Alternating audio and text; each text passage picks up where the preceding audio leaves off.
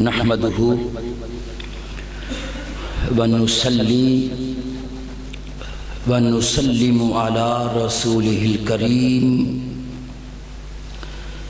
اما بعد فاعوذ باللہ من الشیطان الرجیم بسم اللہ الرحمن الرحیم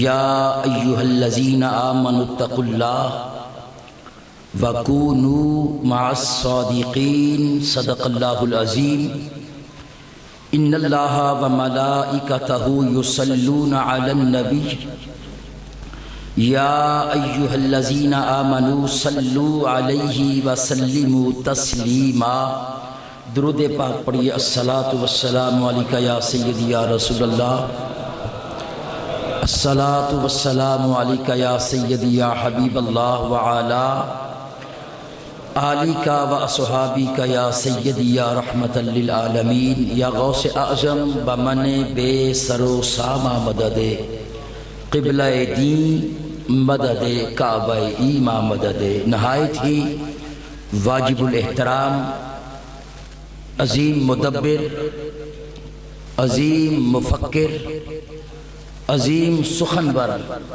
اور عظیم ماہر تعلیم مفسر قرآن مفکر اسلام استاذ الاساتذہ مرجع العلماء حضرت قبلہ پروفیسر ڈاکٹر محمد اسحاق قریشی صاحب دامت برکاتہم العالیہ اور اس خانوادہ کے عظیم چشم و چراغ قبلہ علامہ پروفیسر محمد سلیم صدیقی صاحب حفظہ اللہ ورعاہ اور عالمی شہرت یافتہ ثنا خان مصطفیٰ جناب محمد شبیر احمد گوندل صاحب اور دیگر مقتدر اور معزز شخصیات اور سامعین، آج پیر طریقت پیر طریقت راہبر رشد و ہدایت جامع معقول و منقول حضرت علامہ امام محمد بشیر الحق صدیقی رحمت اللہ تعالیٰ علیہ کے عرس پاک کی تقریب انعقاد پذیر ہے۔ دعا ہے اللہ تعالیٰ ہماری حاضری اپنی بارگاہ میں قبول فرمائے۔ کوئی خطاب نہیں، چند ایک جملے بطور سبق حضور استاد گرامی کے حضور پیش کرنے ہیں۔ ذرا سبحان اللہ کی آواز آئے ذرا۔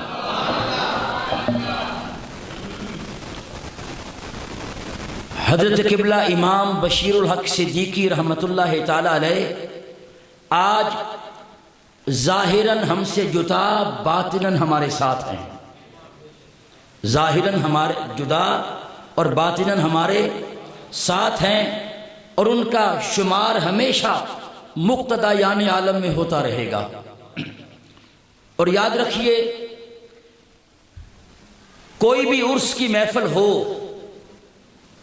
حقیقت میں وہ صاحب عرس کی تعریف اور توصیف کی محفل ہوتی ہے، اور کسی بھی انسان کی توصیف کے کئی پہلو ہوتے ہیں۔ کسی بھی انسان کی تعریف، اس کی توصیف، اس کے فضائل اور مناقب بیان کرنے کے کئی پہلو ہوتے ہیں۔ مثال کے طور پر کوئی بندہ علم میں کمال درک رکھتا ہو تو اس کی تعریف اس علم کے حوالے سے ہوگی۔ اگر وہ کسی فن میں مقام رکھتا ہو تو اس کی تعریف اس فن کی نسبت سے ہوگی۔ اگر وہ اپنے ذاتی کردار میں، اخلاقیات میں مقام رکھتا ہے تو لوگ اس کی تعریف اس کی اخلاقیات اور اس کے ذاتی کردار کی نسبت سے اس کی تعریف کریں گے۔ اور اسی طرح اگر کوئی عبادات میں مقام رکھتا ہے تو اس کی تعریف عبادات کے حوالے سے ہوگی۔ اور اسی طرح اگر کوئی عالم وقت کے چوٹی کے اساتذہ سے پڑھا ہو تو اس کی تعریف اس کے اساتذہ کے حوالے سے ہوگی کہ بھی وہ شخص جو ہے وہ فلاں فلاں ہستیوں کا تربیت یافتہ ہے، اور اگر اس نے بڑے بڑے شاگرد پیدا کیے ہوں تو پھر اس کی تعریف ان شاگردوں کے حوالے سے بھی ہو سکتی ہے۔ اور اسی طرح بعض اوقات کسی شخص کی تعریف اس کے آباء و اجداد کی وجہ سے ہوتی ہے کہ بھئی اس شخصیت کے آباء و اجداد بڑے عظیم تھے، اور بعض اوقات کسی کی تعریف اس کی اچھی اولاد کی وجہ سے ہوتی ہے۔ کئی گوشے، کئی پہلو، کئی مراتب ہوتے ہیں کسی کی تعریف کے۔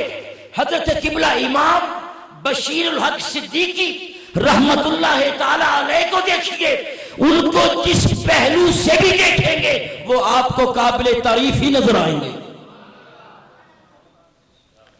ان کو جس پہلو سے بھی دیکھیں، ان کے اساتذہ، ان کے شاگرد، ان کے آباء و اجداد، ان کی اولاد گرامی، اور ان کا زہد، ان کا ورع، ان کا اخلاقیات، ان کے فنون، ان کا علم، لوگوں کے ساتھ معاملات۔ حضرت قبلہ امام بشیر الحق صدیقی رحمت اللہ تعالی علیہ کو جس پہلو سے، جس گوشے سے بھی آپ مطالعہ کریں گے وہ شخصیت، وہ ذات گرامی جو ہے حقیقت میں قابل تعریف نظر آتی ہے۔ اور جب بندہ کسی عرس کی محفل میں حاضر ہو تو حقیقتاً وہ صاحب عرس کی صحبت میں ہوتا ہے۔ جب بندہ کسی عرس میں حاضر ہو تو وہ بندہ صاحب عرس کی بولیے صحبت ہوتا ہے۔ تو آج ہم حضرت امام بشیر الحق صدیقی رحمت اللہ تعالی علیہ کی صحبت میں ہیں، اور قرآن نے اس کو وَكُونُوا مَعَ الصَّادِقِينَ فرمایا ہے کہ سچوں کے ساتھ ہو جاؤ۔ اب اس آیت کی میں توضیح کی طرف نہیں جاتا۔ حضرت ملا عبد الرحمن جامی رحمت اللہ علیہ نے وَكُونُوا مَعَ الصَّادِقِينَ پہ نفحات الانس میں ایک بڑی پیاری حدیث پاک نقل کی ہے، اور علامہ ملا عبد الرحمن جامی جو ہیں وہ صرف نعت خوان ہی نہیں ہیں۔ آج ہم نے صرف ان کا تعارف ایک نعت خوان کے حوالے سے جان لیا ہے۔ علماء دیوبند کے پیشوا، ان کے شیخ الحدیث مولوی انور شاہ صاحب کشمیری دیوبندی، انہوں نے فیض الباری میں لکھا ہے کہ علامہ عبد الرحمن جامی رحمت اللہ علیہ نے مردوں کو بھی زندہ کیا ہے۔ آپ لکھتے ہیں کہ علامہ عبد الرحمن جامی کے پاس ایک بندہ، کسی سرمایہ دار نے دعوت کی، اور اس نے مری ہوئی مرغی جو ہے وہ پکا کر حضرت علامہ عبد الرحمن جامی کے سامنے رکھ دی۔ اب مری ہوئی مرغی کو کون پہچانے کہ ذبح کی ہوئی ہے کہ مری ہوئی پکا کے سامنے رکھی ہے۔ انور شاہ صاحب کشمیری لکھتے ہیں جب کھانا آپ کے سامنے لا کے رکھا گیا، فرمایا بتا کیا رکھا ہے؟ مرغی جو مر گئی تھی اسے ذبح کر کے میرے سامنے رکھا ہے۔ آپ نے کم باذن اللہ کہا، مرغی کو زندہ کر دیا۔ اور جب تک علامہ عبد الرحمن جامی کی کتابوں کو نہ پڑھا جائے عالم نہیں بنتا۔ یہ ملا عبد الرحمن جامی رحمت اللہ علیہ نفحات الانس میں آپ لکھتے ہیں بات وَكُونُوا مَعَ الصَّادِقِينَ، جب بندہ کسی عرس میں آ جائے تو بندہ صاحب عرس کی صحبت میں ہوتا ہے، اور پھر ولیوں کی، نیکوں کی، پاکیزہ لوگوں کی، طیب اور طاہر لوگوں کی، جن کی زندگی اللہ اور اس کے رسول کی رضا کے لیے گزری ہو، ان کی صحبت بندے کو عطا کیا کرتی ہے۔ آپ لکھتے ہیں کہ حدیث پاک ہے قیامت کا دن ہوگا، ایک بندہ اپنی مفلسی اور بد کرداری کی وجہ سے بڑا پریشان ہوگا۔ حشر کا میدان ہے، اور حشر کا مفلس کون ہوگا؟ نبی کریم نے فرمایا حشر کا مفلس وہ ہوگا جس کے پاس بڑی نیکیاں ہوں گی، لیکن اس نے لوگوں کے ساتھ اتنا ظلم کیا ہوگا، حق مارا ہوگا کہ لوگ تقاضا کرتے چلے جائیں گے، اس کی نیکیوں کا پلڑا خالی ہوتا چلا جائے گا، حتیٰ کہ ایک نیکی بھی اس کے پاس نہ بچے گی۔ یہ قیامت کا مفلس شخص ہوگا۔ نبی کریم نے فرمایا ایک مفلس شخص اپنی مفلسی اور بد کرداری کی وجہ سے میدان حشر میں پریشان ہوگا۔ جب اللہ تعالیٰ کی بارگاہ میں اسے پیش کیا جائے گا تو اللہ اس سے پوچھے گا بتا کہاں رہتا تھا دنیا میں، کہاں رہتا تھا؟ وہ بندہ عرض کرے گا یا اللہ میں فلاں محلے میں رہتا تھا۔ تو اللہ تعالیٰ فرمائے گا وہاں ایک میرا ولی بھی رہتا تھا۔ علامہ عبدالرحمن جامی لفظ عارف استعمال کیا ہے، لفظ عارف استعمال کیا ہے کہ وہاں ایک عارف باللہ میرا ولی، میرا مقرب بندہ بھی رہتا تھا۔ وہ بندہ عرض کرے گا یا اللہ ہاں میں اسے جانتا ہوں۔ اللہ فرمائے گا جا میرے ولی کو جانتا ہے، میں نے تجھے بخش دیا، میں نے تجھے۔ اس کے بعد علامہ عبدالرحمن جامی اس حدیث پر تبصرہ کرتے ہوئے، توضیح کرتے ہوئے لکھتے ہیں اگر ولی کے محلے میں رہنے کی وجہ سے، ولی کو جاننے کی وجہ سے بندہ بخشا جائے تو جو ان کے نقش قدم پہ چلتا ہو اور ان سے محبت رکھتا ہو تو بتاؤ اس کا مقام کیا ہوگا۔ تو خوش نصیب ہیں وہ لوگ جو اولیاء کاملین سے محبت کرتے ہیں اور ان سے عقیدت رکھتے ہیں اور ان کو جانتے ہیں۔ اور اللہ کا شکر ہے کہ ہم داتا علی حجویری کو جانتے ہیں۔ محبت کا رشتہ ہمارا بابا فرید سے بھی قائم ہے، امام اعظم ابو حنیفہ سے قائم ہے، حضرت مجدد الفسانی شیخ احمد سرہندی سے قائم ہے۔ کن کن اولیاء سے ہمارا محبتوں کا رشتہ قائم ہے۔ ارے یہ محبتیں، یہ عقیدتیں، یہ پیار، یہ سنگتیں جو ہیں ہمارے حشر کے دن کام آئیں گی۔ نبی پاک نے فرمایا ہے اللہ بخش دے گا اس وجہ سے کہ تو میرے ولی کو جانتا ہے، جا میں نے تجھے بخش دیا۔ تو آج ہم حضرت قبلہ امام بشیر الحق صدیقی رحمت اللہ علیہ کی باطنی صحبت میں موجود ہیں۔ وَكُونُوا مَعَ الصَّادِقِينَ، اور یہ لوگ یاد رکھیے ان کے نام زندہ ہیں۔ کس لیے زندہ ہیں؟ کہ وہ آپ خود زندہ ہیں، وہ آپ خود زندہ ہیں۔ اور یاد رکھیے جو اللہ تعالیٰ کے لیے زندگی بسر کریں، جو الا ان اولیاء اللہ لا خوف علیہم ولا هم یحزنون کے زمرے میں آ جائیں، یاد رکھیے اللہ تعالیٰ انہیں حیات طیبہ عطا کرتا ہے، اللہ انہیں پاکیزہ زندگی عطا کرتا ہے۔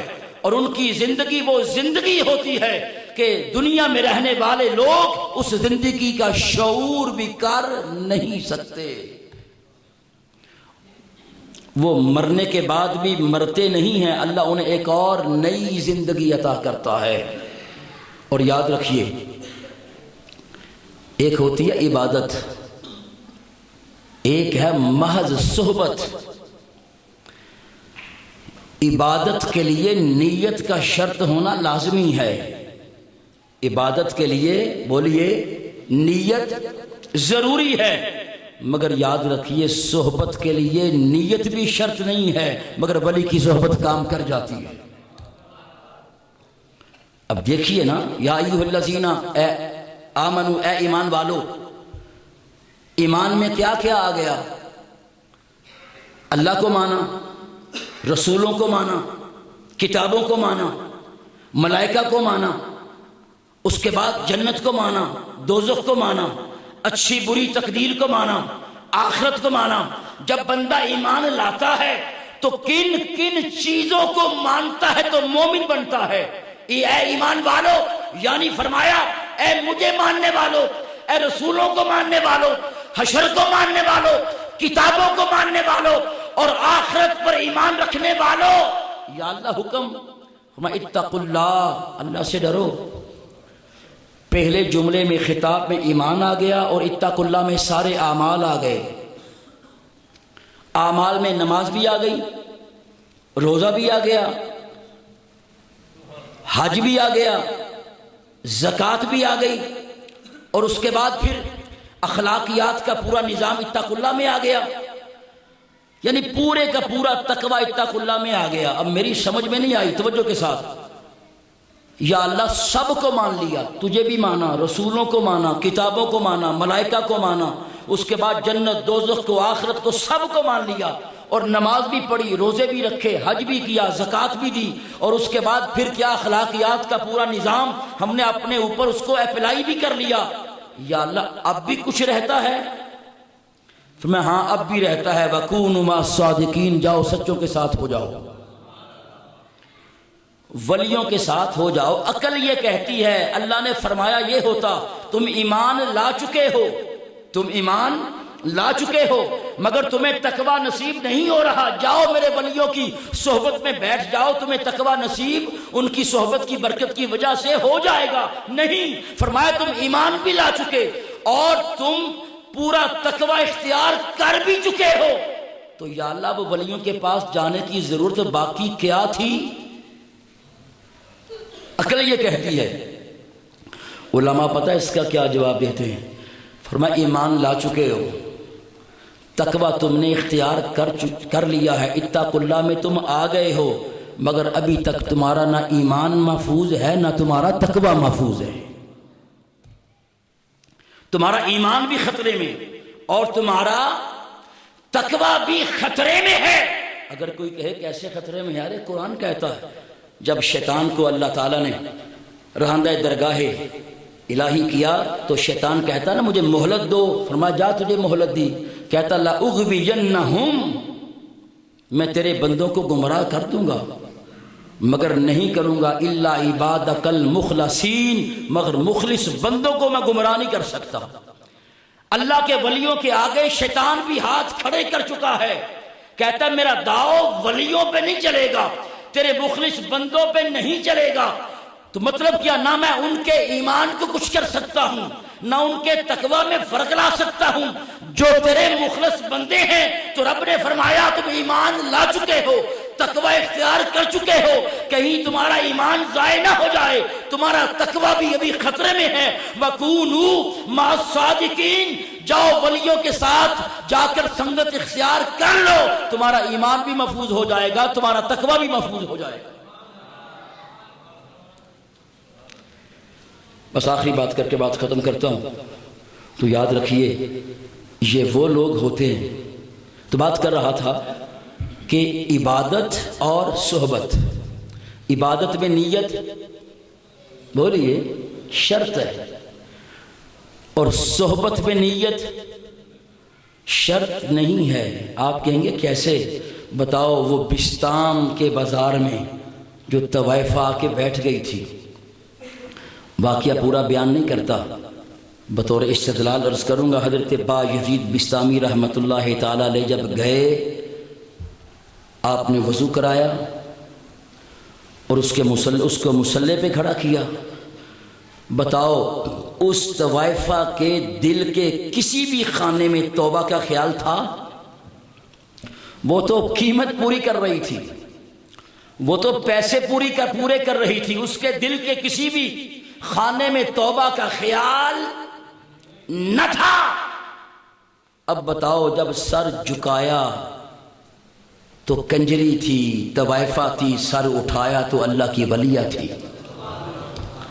اب بتاؤ عبادت میں نیت شرط ہے، ولی کی صحبت میں آ جا، رے تیری نیت بھی شرط نہیں ہے، اللہ تجھے فیضان عطا کرتا۔ اگر کوئی کہے یہ بستام کا جو واقعہ ہے یہ تو کون سا قرآن حدیث میں ہے کہ قرآن اور حدیث سے بات کی ہوتی تو ہم مان بھی لیتے، آئیے صحیح بخاری سے بات کر لیتے ہیں۔ صحیح بخاری شریف میں ہے کہ جب حضرت عبداللہ ابن سلام ابھی یہودیوں کے بہت بڑے عالم ہیں، مناظرہ کرنے آئے ہیں مصطفیٰ کریم علیہ الصلوۃ والتسلیم سے، آپ کے ساتھ اور بھی یہودی ہیں کہ جا کے بات کرتے ہیں، آ کے بیٹھے ہی ہیں، بات نہیں کی، کہنے لگے یہ چہرہ جھوٹے کا چہرہ ہی نہیں ہے۔ اب بتاؤ آقا کی صحبت کام کر گئی کہ نہیں کر گئی؟ نیت تو لڑنے کی تھی، نیت ان کی جھگڑنے کی تھی، نیت جنگ و جدل کی تھی، نیت مناظرے کی تھی، مگر آئیے مصطفیٰ کریم کی صحبت جو ہے وہ اثر کر گئی ہے، اور عبداللہ ابن سلام جو ہے کلمہ پڑھ کے مسلمان ہو گئے۔ ارے پتہ چل گیا عبادتوں کے لیے نیت کا ہونا شرط ہے، ولی کی بارگاہ میں آنا تیرا کام ہے، نوازنا خدا کا کام ہے۔ یہ وہ لوگ ہوتے ہیں کہ مر کے بھی